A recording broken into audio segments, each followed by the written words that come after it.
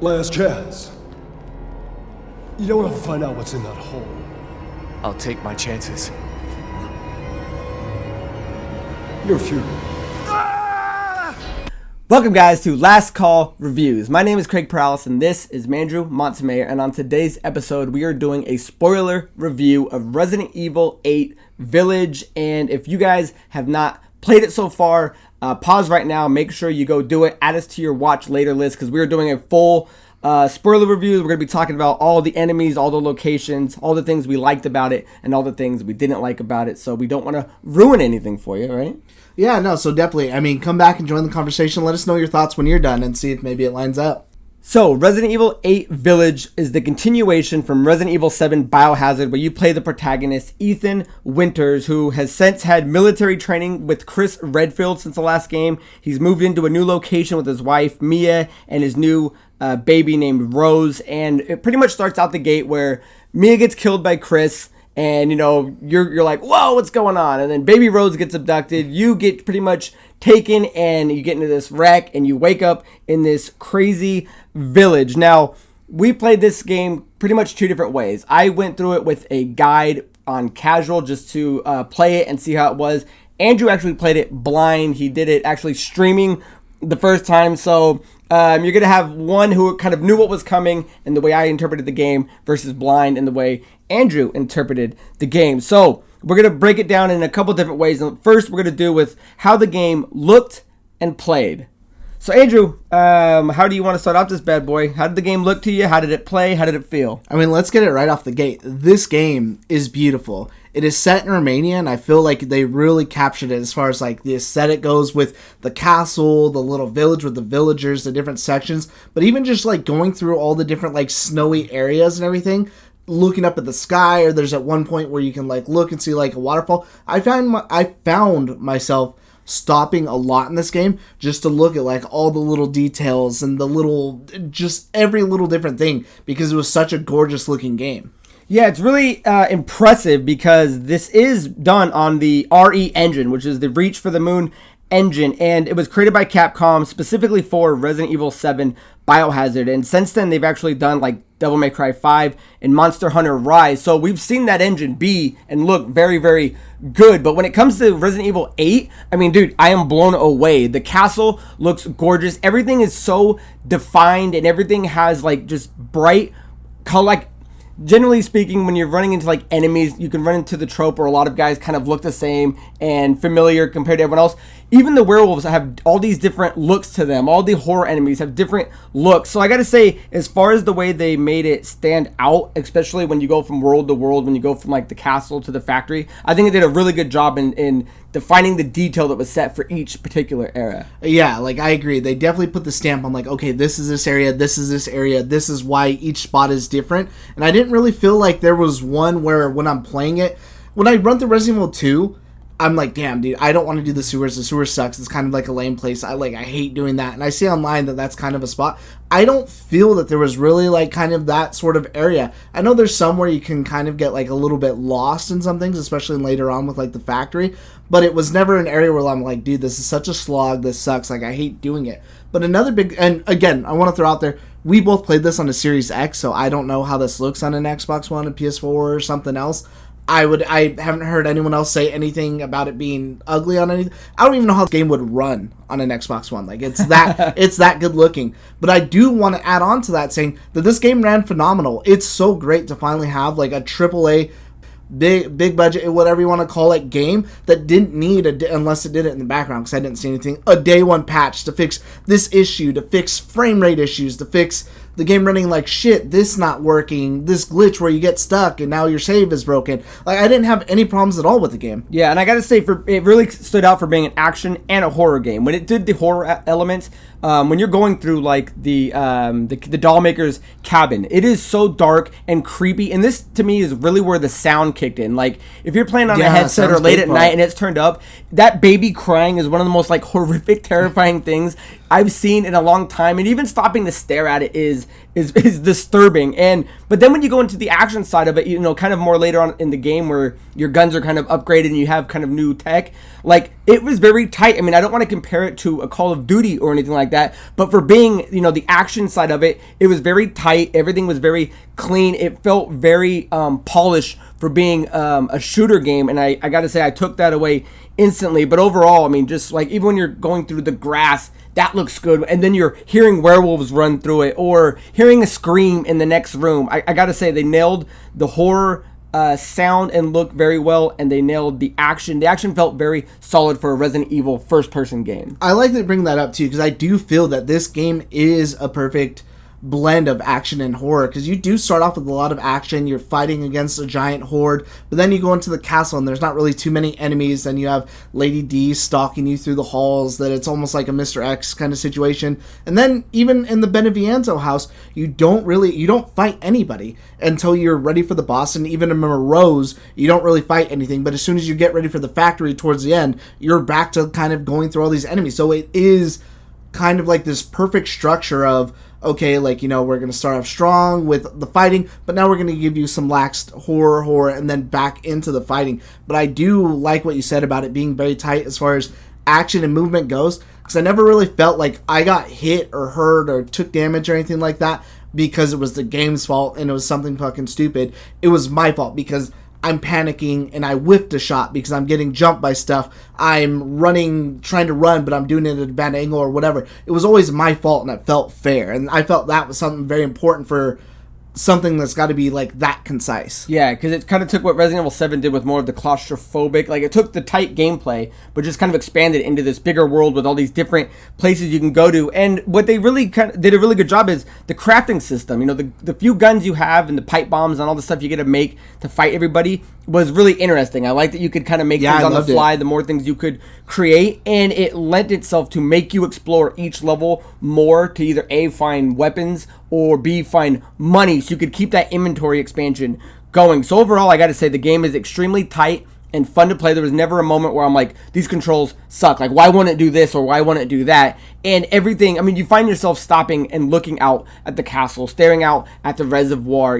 I would say maybe at times some things were a tad dark in places that were dark, but anywhere where the light shined, I mean, it was absolutely gorgeous. So I would say overall the look and play of the game are actually a lot better than I expected. Yeah, I think it's definitely a lot better than 7's. As I'll already say I like this game more than 7 because I felt like there was more there to it. Like it wasn't just fighting the same molded over and over, but going to these different areas that felt great. Each area, again, like we said earlier, feels unique. And something I was kind of a little worried about going into this game was the village kind of like being the hub center. Like I wasn't really sure how I liked that, coming back to this hub and everything. Would it make other spots feel linear? But even when you do kind of do a linear area, once you come back to the village, it's just opening up more and more, and you can go through all these different areas, and it gives you kind of that Resident Evil mansion or like the PD feel where like you can't get into some spots at the beginning, but now it's just opening and opening and opening with more stuff that you get from each area. And so that actually kind of filled that void for me as far as like, classic Resident Evil fans wanting to be able to backtrack, do puzzles, and do this and do that, because you really kind of only do that in the castle and a little bit in the factory, and then everything else is kind of, I don't want to say a straight shot, but not as much room to explore except for that hub world, the village. But I felt like that satiated that hunger for wanting to explore. Yeah, it's cool because you could get certain things like the crank, or you get the water wheel, or when you had access to the boat later on to go back to some certain things. So it had a little bit for everybody. If you do want to be the explorer and collect everything, the hub world was a cool way to go back and go, okay, cool, now what door did I miss? What well did I not do? What chest, what lockpick did I not get? So there was a lot to go back and eventually explore, and I, again, did a really, really phenomenal job at that. So anything else you want to add on that? No, I mean, the design was phenomenal, and again, that doesn't even just extend to the game. I mean, let's get into the characters. All right, guys, so this is going to be the characters and the story. So I gotta say they did a really good job with all these antagonists. I really like the concept of these four lords, which is Lady Demetrius. Am I saying that right?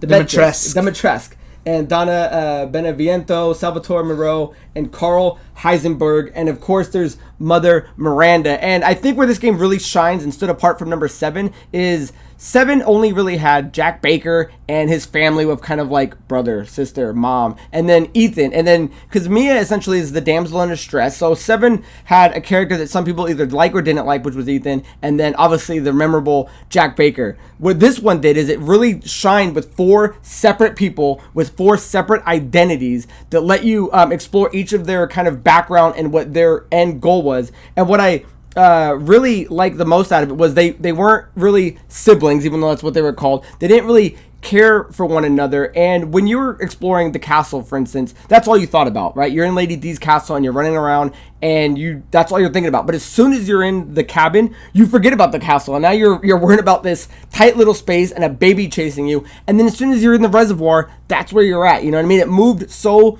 I mean, some of them may be a little faster than others, but every place was memorable, and each character and place had its own identity. And I gotta say, for a game that the last one had none of that, this one did a very, very good job in my opinion. Yeah, because I was even thinking with how it's done, like, Lady Dimitrescu is the first person that you come across. You go in after you meet the family, of course, you end up in her castle, and as much as I love her, I think she's absolutely great, and I wanted more of her. I was like, damn, I wonder where else they could have maybe put this in the game. But as soon as I moved her out and maybe was trying to kind of swap some of the levels around, like, okay, what if you did this part first and that and her last or something like that, I felt like it didn't work. I was like, damn, she really had to be there.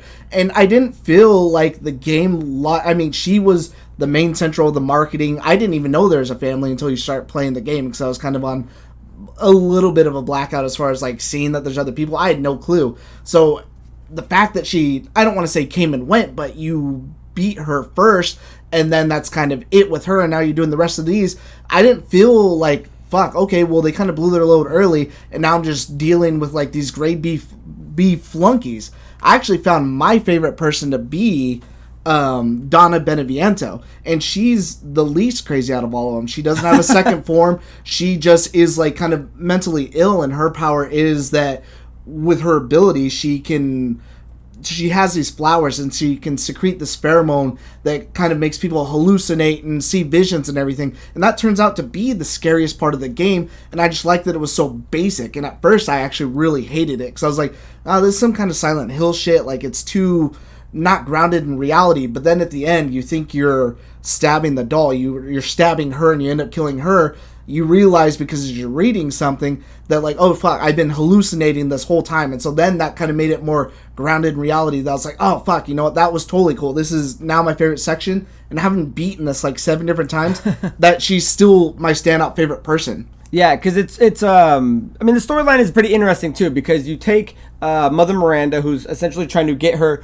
daughter back, and she's been experimenting with this mold, and she's been trying to find a perfect host body. And after experimenting and killing all these different people, 4 people have pretty much stood the experiments, but none of them have been a perfect host. So you get each of these 4 lords now, which she's kept alive to kind of help her when she needs it, and you kind of see the motivation. Lady D wants to be the favorite. She likes being that. The doll maker is kind of just, she knows she's not strong, because all of them have a weird mutation, so she didn't get the beef buff body, so she develops these flowers to kind of make her domain. The mutilated fish, Moreau, he's kind of, you're almost sympathetic for him when you get to for sure. his point. And then you've got Heisenberg, who literally hates being there, offers you, I think multiple times, they either kind of like hope him, or I really enjoyed his character. I really liked that there's an enemy who just wants to kill the same person as you, and to whatever means that is. And I like that he wants to kill everybody. He wants to get out of this village. He thinks the whole thing is just like a waste, and it's just a matter of time before they all get wiped out. And then sure enough, this is what Ethan's doing. He's slowly taking them out, and that's kind of what he recognized. So he was by far one of my easiest the easiest place that I liked being, which I thought was just as crazy as the castle, maybe a little more I think a little shorter, but he was my favorite guy. I would say, too, I personally like that a lot about him, because he refers to himself as a freedom fighter. Yeah, he really wants to get out of that place. So all 4 of the new enemies, like I said, shine compared to number 7, where outside of, the dad, are kind of forgettable. But then you've got, characters like the Duke, who almost steals the show. Yeah, I actually wasn't too crazy about him at first. I was like, oh, this guy's fucking stupid looking. Like, I don't really get him. But the more the game went on, he didn't even really have to do anything because you don't really know his story, but just his personality and like kind of how charming he is and just the thing he says. But then he also throws in some Easter eggs for like Resident Evil 4 and he's like, what are you buying? Oh, a friend of mine used to say that. And it's like, damn, you know what? Like, he's so cool now. Yeah, he's kind of like your only friend that you really have throughout this whole game. So you're going to go find all these meats that'll help you kind of gain these permanent stat boosts, and he's the guy you're buying and selling from. So, and every Resident Evil kind of has the safe room, and he's in all your safe rooms. So it's kind of cool that every time you got there, he's there kind of giving you lore, feeding you, fun facts, and moving the story along when it has to. Because later on, when he's taking you through the carriage, wasn't there like a funny Easter egg or a fact where doesn't he have like an emblem or something like that on there as well? Yeah, Ethan asks him like, who are you or what are you? And he's like, oh, not even I can answer that. But if you look at the bottom of his floor, he actually has like an emblem like the other 4 lords do. So who knows if maybe he was a 5th lord or meant to be. Because if you look in some of the other places, like when you're in Lady D's castle, if you look in like her guest log, it says that the Duke here meeting this day to discuss business with Lady Dimitrescu. So he's somewhat allowed to kind of come and go into all these different areas, or Mother Miranda has control over this village to where she doesn't really let inside knowledge get in or out, but the Duke is able to somehow get past her, or she just lets him, because one of the other notes you read is some guy he says he gets newspaper scraps from the Duke and he lets him read about events and stuff like that from the outside world. So he kind of almost can come and go really as he pleases, which is odd, Yeah, well, he's got the safety passage to go through, because exactly, how does he get there? The guy's so goddamn big. How does he get from all these different places? But the last character that I at least wanted to mention was Rose. This is a spoiler thing. At the end, you do get to see Rose, or what we think is Rose, all grown up, and how do you like, I don't know how you felt about it, but obviously Ethan dies at the end of this game. It ends up saying that the father's story is ending, so it looks like Resident Evil's kind of taking this new spin, at least with their story, and I would assume she would be the next protagonist. And it looks like it's either I was saying like, oh, it's 16 years later. Andrew made an interesting point. Maybe she sped up, and maybe she's aged in 2 years and she looks that way. So I'm curious where that's going to go, because she seems to now have all these different powers, and I wonder if you go to the next Resident Evil playing a character like that, how would that even work?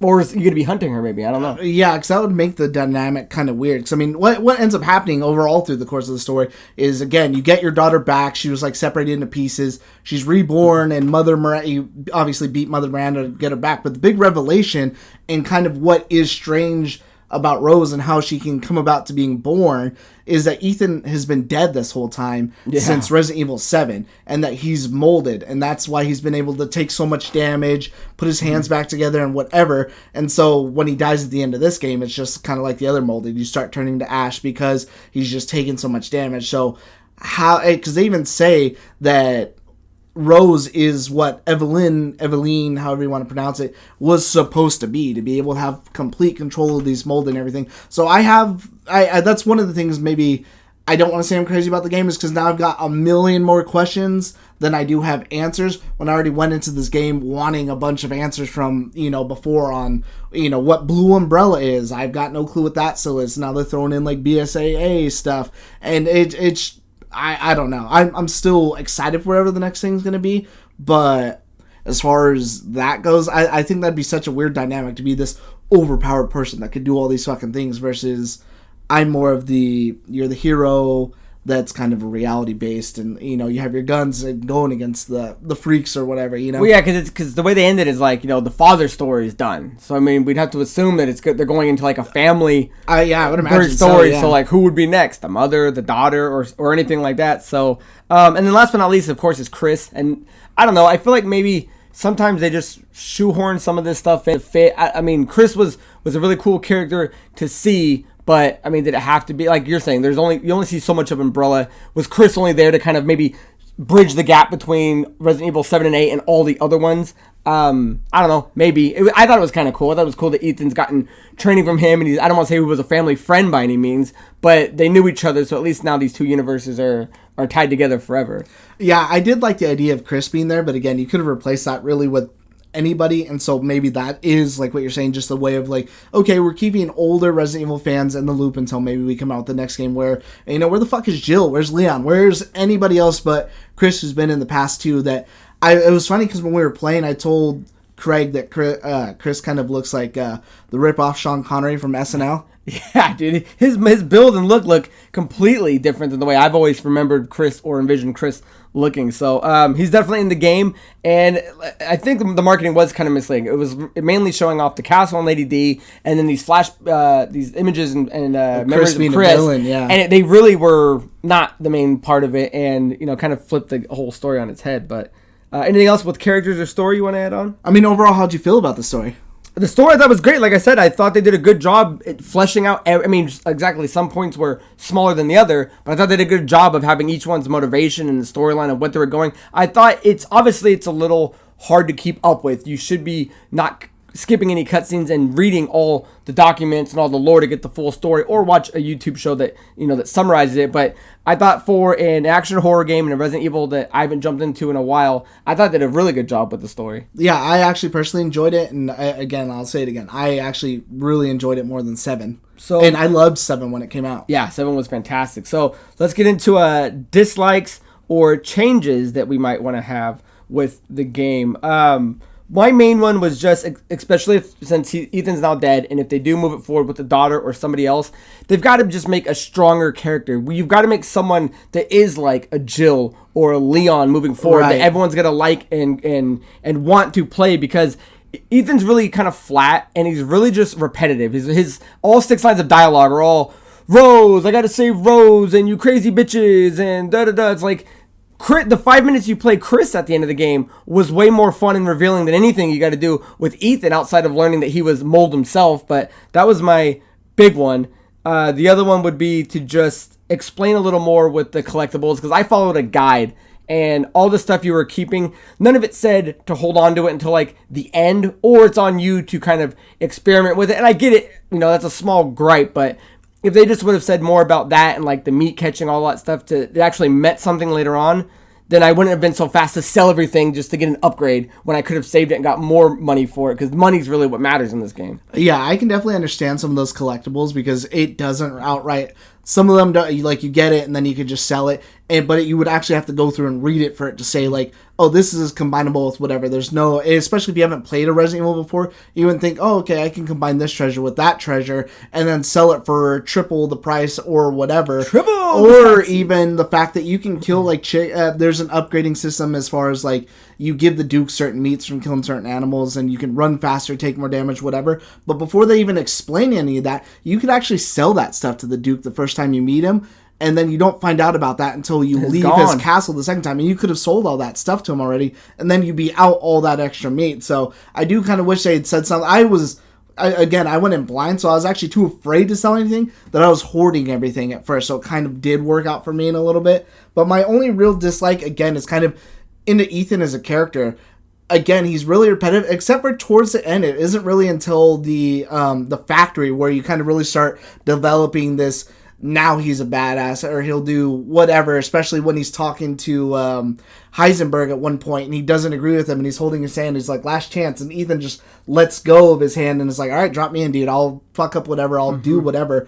But the biggest thing is, since he's already dead now, I wish they would have just done a face reveal. Not that it's that important, but it's clear in this game, especially now that Ethan's dead and gone, that he's not that vessel anymore that we're supposed to, like, put our shoes in like we were 7. Especially in this one, because now he's got a family, he's got different motivations, he's doing all these different things that it's not, I don't think, the same as it was in 7. In 7, he's that kind of blank slate where I'm supposed to be this character and do whatever. I don't see his face.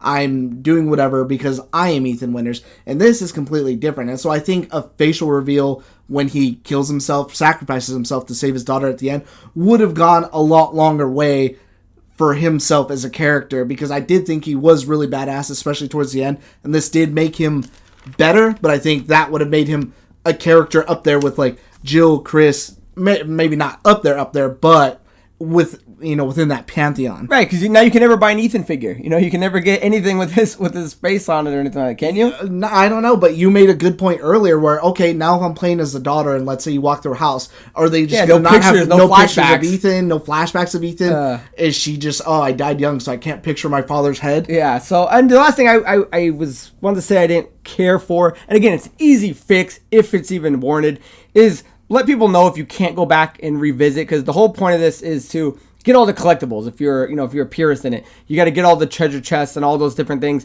Once you're past the castles, if you guys are listening to this before you play it, you can't go back and revisit certain things. So maybe that lends itself to playing it a second time on a smaller difficulty, or with, because at the end you could buy upgrades and stuff for your gun, so you can restart the gun, the game with like an infinite grenade launcher, and that's easier to go explore that stuff. But how hard is it to just add a little scene that says, or a little, pop-up that says, this will be your last chance to explore the castle. Make sure you do everything you got to do. Again, I don't think it's anything that's hard, or maybe it's not even warranted, but I thought it would have been nice to know that, because I ran out of that castle as soon as I was done, thinking I could go back and break all the windows and look up all the chests, and it turns out I couldn't. So yeah, I had one other small gripe from that too, and this is achievement based, so I mean, I take it for what you will, is I did every achievement except for one, and it's with the mercenaries, and you have to get an S rank in each of the levels. I'm like, fuck, man. Like, it's already hard enough just to get the A or whatever. I don't want to spend another 40 hours memorizing enemy placement and doing whatever. Like, I don't get why it couldn't have been gameplay related, or